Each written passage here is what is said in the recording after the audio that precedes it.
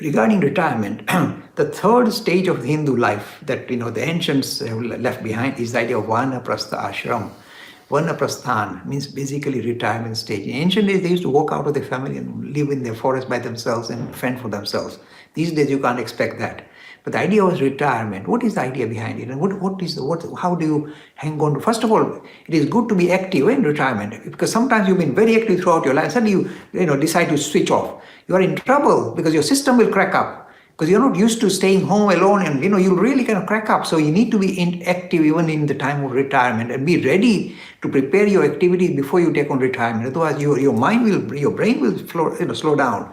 Be aware. A lot of people I know, myself, elderly people, who have not planned their retirement, get into serious difficulty when they retire. They don't know how to spend their time, and they just kind of sit in front of the TV, etc., and they just become like couch potatoes, and they destroy their dignity, and etc. So it's not. Be careful. Okay, now what is my personal advice? Advice is this: retirement stage is the stage where you take stock of your life, not only your personal, how well you've done in business or made money or had family and social, thing that you've done, but to take stock of your spiritual journey, take stock of your life in the spiritual sense.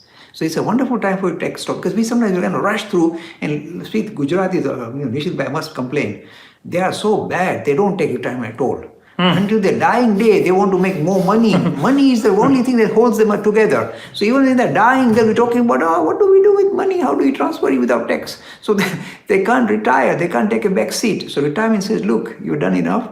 You've eaten, had enough to drink, eat, travel, enjoy life as much as you can. And so far you've been lucky with your health, so good luck to you. But now is a time to take stock of your spiritual progress, because we don't get chance. We just kind of rush in life, and we don't take any time out to take stock of our life. So retirement stage is the perfect time to take stock of our life. This is the main reason.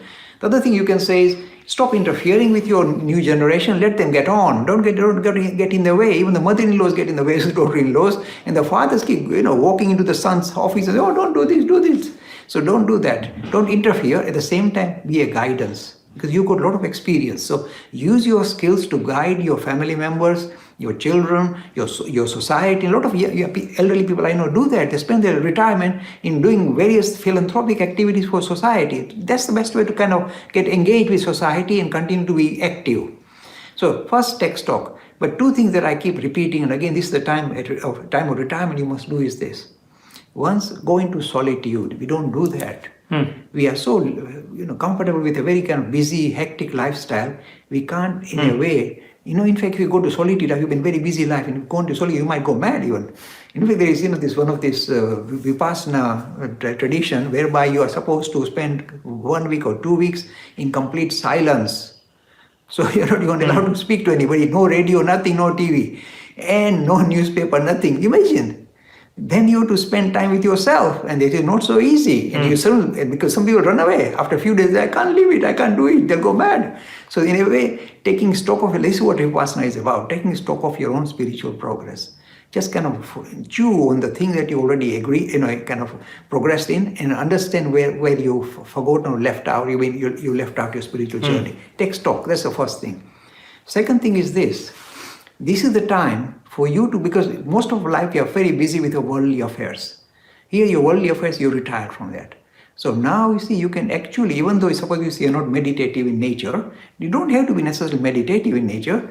The fact that you feel greater affinity for other human beings, express this in your retirement. You see, so like you just mentioned the gentleman running this club to bring in old people together.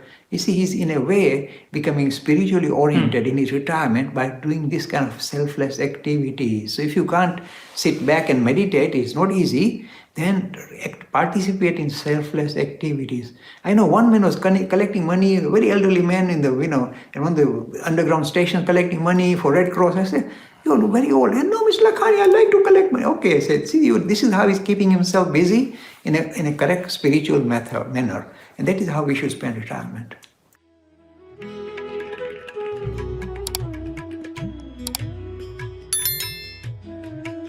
Free e-learning course in Hinduism. To register, please visit www.hindu-academy.com. Talks on Hinduism. Sponsored by People Care. encouraging caring for the elderly in their own homes. For more information, please visit peoplecare.com.